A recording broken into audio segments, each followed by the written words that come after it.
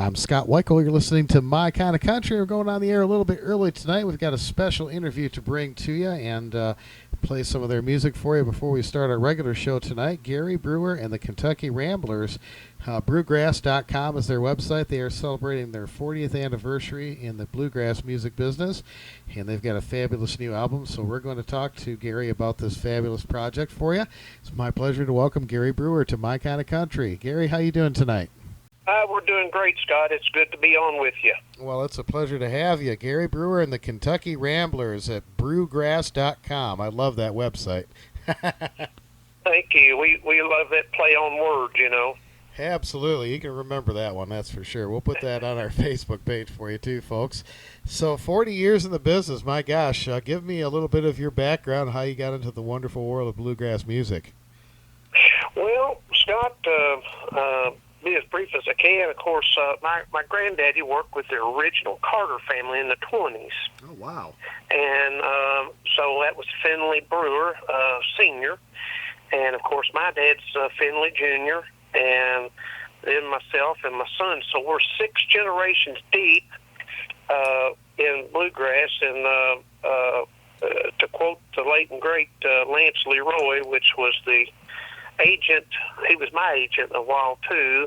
He's passed on, but he was Flatt and Scruggs booking agent, and then Lester Flatt's and stuff. To quote him, he said, Brewer's got more music in his family than Bill Monroe and Ralph Stanley combined. But I don't understand sometimes, you know, you turn around about twice, and I've been in it 40 years. So I started my band when I was just 14 years old, Gary Brewer and the Kentucky Ramblers, and like I said, turn around twice, and here I am celebrating 40 years and got both of my sons in the group now for a number of years, and they're featured on the record as well. So it's great. There's 3 generations of Brewers on that 40-year anniversary celebration there.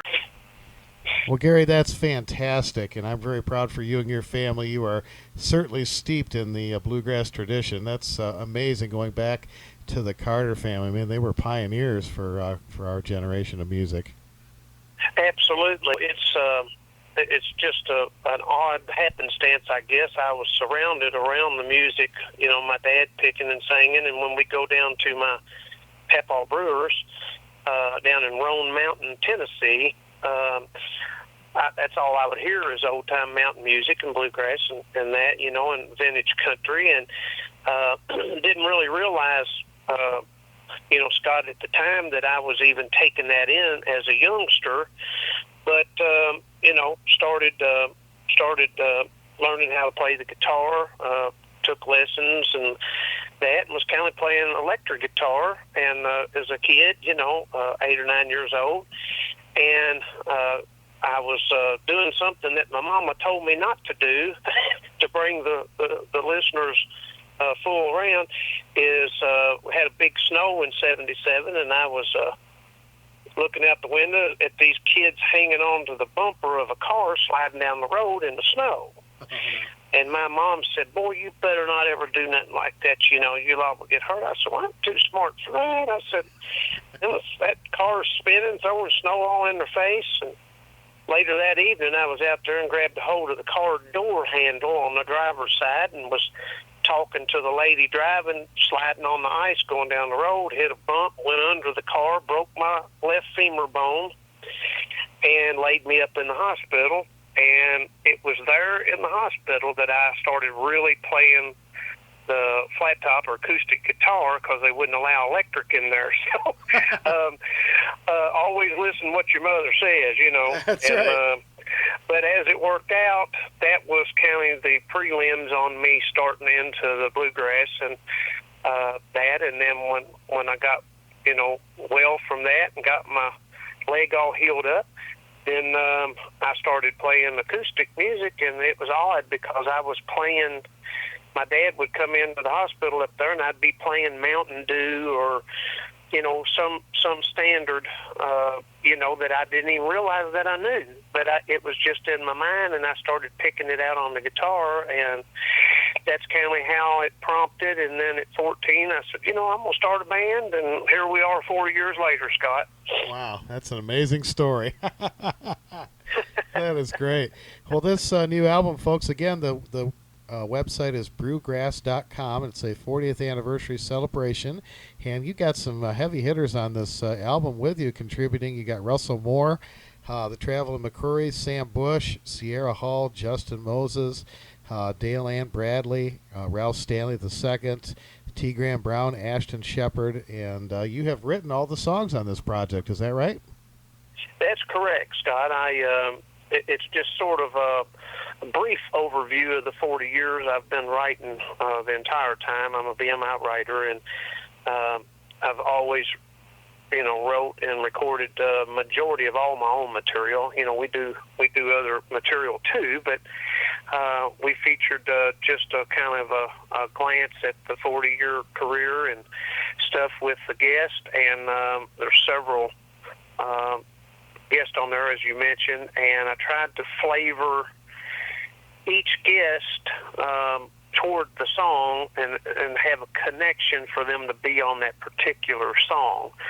So the liner notes are chuck level full of information regarding that, and I think that makes it much more personal when you can tie an artist as a guest on your record and actually tie them to the song, and then have reasoning behind that instead of, hey, let's just record one together. I strategically chose each artist that we have on there for those exact reasons. Well, that's fabulous. Well, tell me about a few of the select cuts that kind of stand out for you on this project. Well, we released the first single with the Traveling McCourys, and it's called Going Up Shell Creek. It's written about a little valley that my dad was born and raised in there in Tennessee, and in Rome Mountain, and it's called Shell Creek. So I wrote it many years ago, and of course grew up with the McCoury boys and of course their dad, and now my dad's traveled with me all my life, and now my sons are traveling with me, and the McCoury boys traveling with them, and the great connection there. In other words, the tradition. So the tradition speaks loudly on that single cut, and it's done really well for us. We're getting ready to release a second single soon, a record company, and so that's one of them. The others, I had my good dear friend T. Graham Brown, the country music legend. I had him in. What a great country singer and soul singer he is, and he loves songs about trains and songs that have some kind of a niche to them. And the song "Money to Ride the Train" I wrote about an old saying that my dad has had for many years. He'd always say, "Son, don't comes cheap, but it takes money to ride the train." So I put that in the song, and T. Graham is on there singing that, and he's actually singing harmony on that with me too, besides taking a verse. So very special tune. On the other country artist that I have on there is Ashton Shepard, and folks may remember her from a few years back. She had several top 10 hits. Really just my favorite female country artist, and she come in on Love in the Mountains and on I Don't Know What's Become of Me. So both of them feature her. Again, the connection that we have is she's always kind of put her family first and career second, and kept a good faith base and everything and stuff. So what a sweet lady to have, and a wonderful voice. And we had Dale Ann Bradley, a Grammy winner and a multi-IBMA female vocalist. She's really close to her dad as I am mine, and a song called "Daddy and the Old Oak Tree" she accompanies with me. And then we move along to Ralph Stanley II, home ain't the way it used to be. And if most of the listeners know and understand that Ralph Stanley Sr. has passed on, and Ralph II is carrying on that Clinch Mountain tradition, and at the Hills of Home festival there that we've played so many times there in Virginia, and that connection there with our dads and the tradition. So Ralph II does a wonderful, mournful job on that song. And then to kick it up in a little higher gear, we had my good friend Doug Phelps from the world-famous Kentucky Headhunters, and great country, southern rock. They do a great job with anything they do, and he come in and sung Big Train, another early song of mine, and what a wonderful job, a great vocalist, and those guys are great. And you folks can check that out with Kentucky Headhunters. And Russell Moore, you mentioned him, had him on a song called that I wrote many, many years ago, The Rain Is Coming Down, and the connection that me and Russell's had through the years as a parent through the years, and a great friend, and we've worked together a lot, and one of the greatest voices in bluegrass is Russell Moore, and a dear friend. Check him out on that. And the architect of the mandolin, the father of the newgrass, is Sam Bush on the mandolin. We have him on one called The Blues down in Kentucky, and he done a great job. That was a bucket list thing of mine through the years, is to get Sam on the record with me and playing this hardcore bluegrass, as we call it, Scott. And he done a fantastic job. It was wonderful to have him on. I was so blessed and privileged through these 40 years to be rubbing elbows and performing, back to back with the first generation of the bluegrass and country artists that made our genres, and things that I learned from them in person. And one of them was, hey, these people are paying money to buy your records and to buy your tickets and come to see you at a festival or arena or a concert or whatever we're performing at. And you don't need to look like you just called out from under a car. You need to dress, professionally, and respect the crowd that's buying your records and attending your shows. And we've always tried to do that. And I think that's a mark of any professional, no matter what industry you're in. Well, I talked to another interview here last week, and one of the questions was, what do you think about the newer generation or this or that? And, Scott, everybody, thank goodness, everybody's not the same. I mean, could you imagine in the country genre alone, just in the country alone, if there wasn't a little Jimmy Dickens, or there wasn't a Whispering Bill Anderson, or there wasn't a Johnny Cash, if everybody looked and sounded exactly the same, what a poor choice that we'd have. So I do understand, people choose different routes for not only fashion, but stage presence, and of course their material. Sure. And I have to be open to that. Now we need traditionalists because if just like our country, we need to stand on our history, but we also have to look and stand on our future and things that have been wrong in the past, that they correct them. And it's kind of like the way that we do our show. If we feel our show is good, I don't want a good show. I want a great show. Yeah. So if I see, hey, we need to sort of change that. That's not working well. Then you do that, and you adapt from that. And that shows a great artist that can do that. And I think that's important for for everybody to look at when you see something maybe a little different too in music or even in life. People's got to be their own. Could you imagine, if we didn't have Little Richard, or we didn't have an Elton John, or we didn't have a Kiss? Yeah.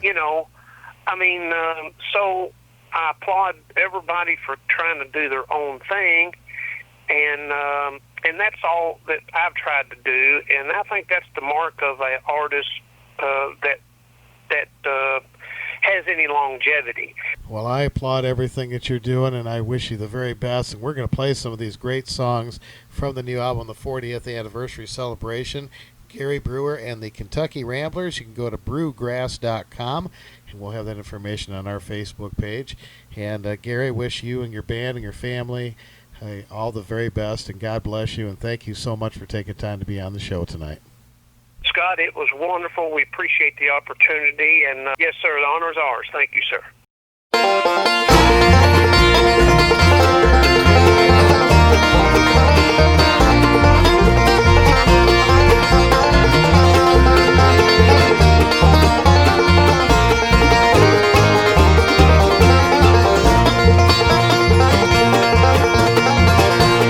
Going up Shell Creek, going there to stay. Going up Shell Creek, cry my blues away. So went up the holler, see my love, saw her face from the window up above. Went through the door, what did I spy? One I love with some other guy. Going up Shell Creek, going there to stay. Going up Shell Creek, cry my blues away.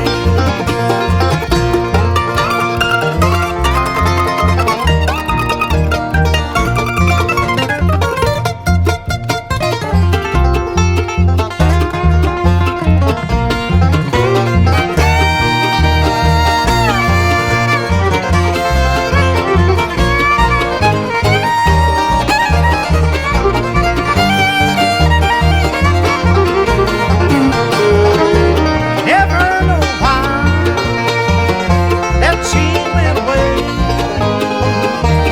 left me alone with no one to stay. So I'll just go home, put paws on my shoes. Said she left me that day, oh, crying in the blues.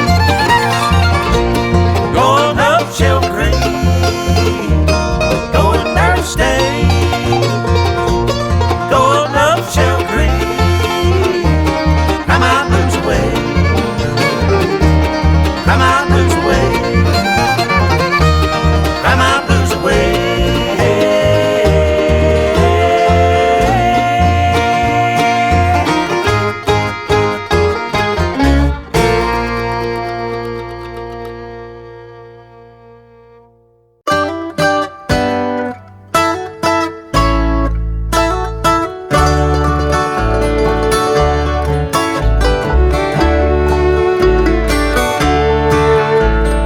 Mom and Daddy worked real hard, brothers, sisters too. We didn't have much, but somehow we got through. We left home and went away, left our childhood memories there. Now Mama's resting in the grave, and Daddy's still there. Home ain't the way it used to be. Things just ain't the same, ain't the same. Home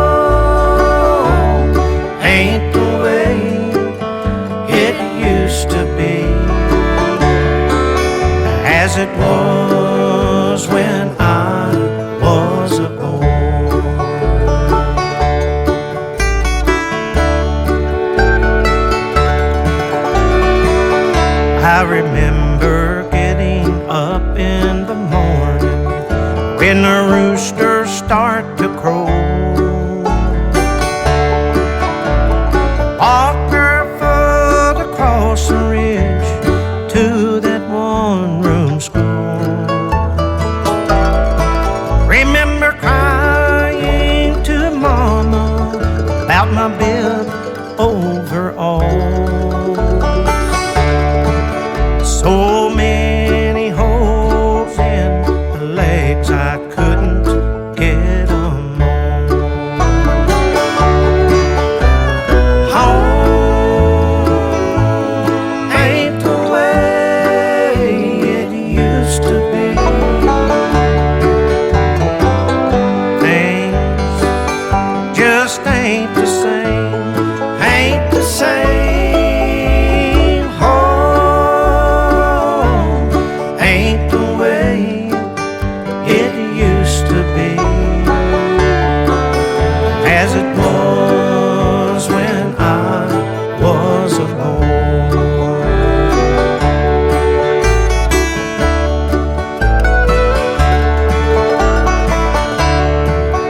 Sometimes I travel down to the old home place to see my brothers, sisters, daddy's wrinkled face. We recall the old days when we were growing up. Now home just ain't the same as it was when I was young. Home ain't the way it used to be. Things just ain't the same, ain't the same. Home ain't the way it used to be, as it was when I was a boy, as it was when I was a boy.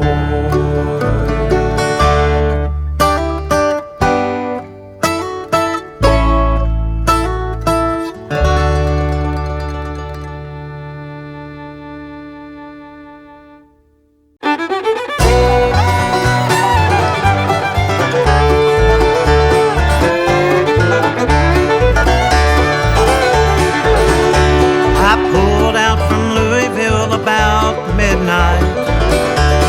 Stars up above were shining so bright. Heading for old Tennessee, and the girl left behind, standing in the rain, waiting for her ride. Well, you've heard that old saying, cheaters never win. And if you fall off the first time, get back on again. Don't steal, don't lie, don't bring your family shame. Talk comes cheap, but it takes money to ride the train.